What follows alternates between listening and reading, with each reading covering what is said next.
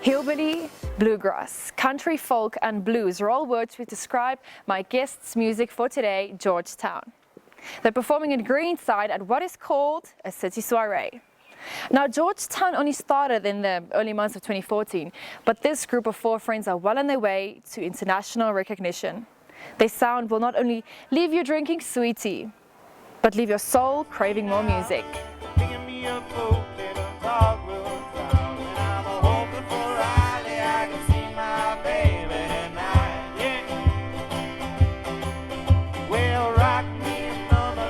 Because you're the piano man, you can sing us a song because you're the piano man. Oh, thank you. Now, just on the name of Pookie, like, is that a family name? No, I studied in Potchefstroom back in the day. Okay.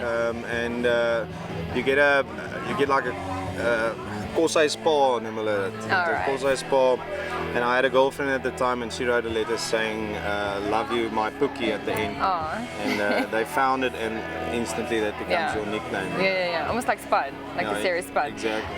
Now, the band Georgetown, where did you all meet as a group of friends? Well, I met Tian, the mandolin player. We did one gig for a friend of ours. He's in a band called Mercer's Metroman. Okay. And he pulled us together just to do a gig, and then we became friends.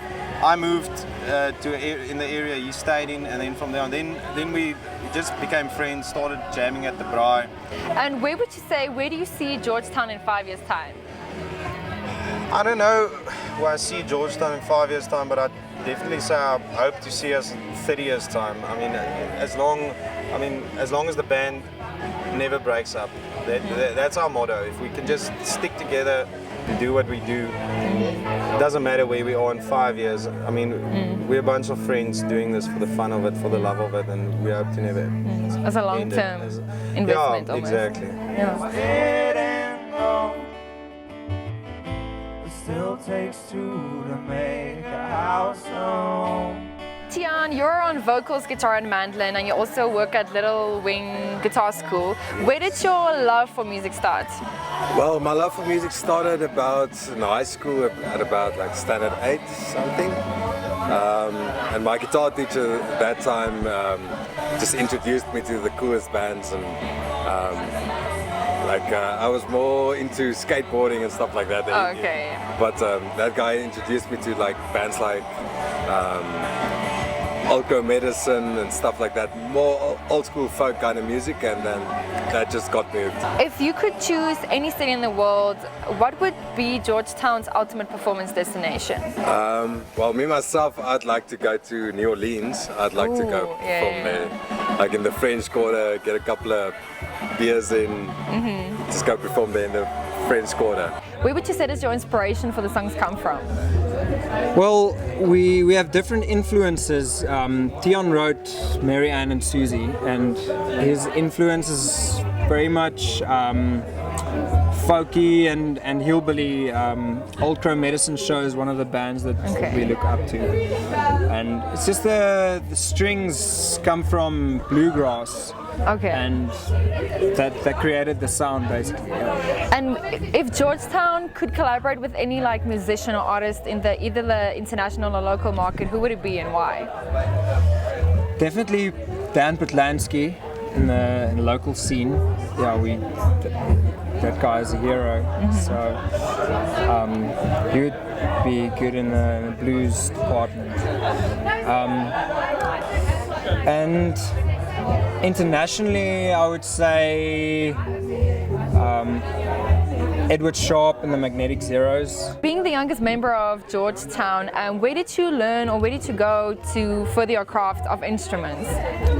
I had some guitar lessons for like 4 or 5 months, and I was into rock music, classic rock, Pink Floyd and stuff like that.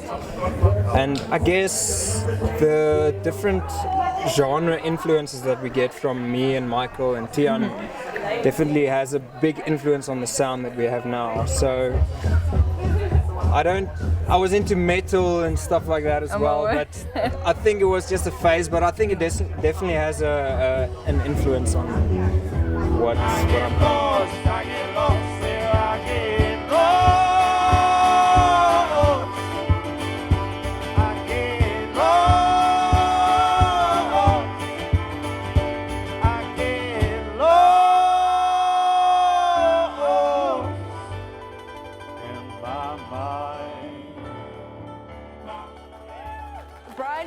experience that you've gained as a musician, what advice would you have for upcoming artists? Gosh.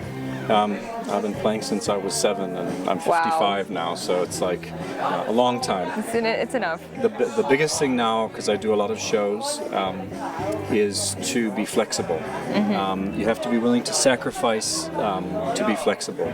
A lot of guys just want to play saxophone, or they want to play, they want to be a classical player, and they have to learn that if they're going to work in the bands like this, you've got to actually pay your dues learning other instruments, and be open-minded about it. Don't listen to something and say, I don't like that. Just say, there's a possibility with that instrument, and I'll learn to work it. I'll learn to deal with it so that I can add something to the group. And would you say, off the top of your head, do you have a favorite Georgetown song? I like Chitlin Cookin' Time. Yeah. I got 3, Golden Boy, and I like Pink Cadillac because it allows me to show off the harmonicas because I don't play them a lot, but when I get to use them here, I can sort of drive them, I can push them. Yeah. Because I'm a wind player, I'm very strong that way, and I've got the physical strength to make a harmonica sound dirty. Yeah.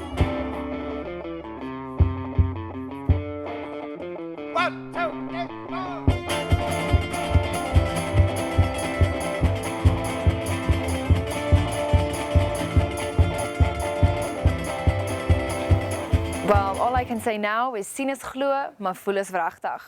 If you want to see this band in action, check out their YouTube channel and their Facebook page. But for those who want to be taken on a musical journey, download the EP Banana Jack on iTunes. Well, there you have it. That's all for this week's episode. Have a great day and remember to brush your teeth.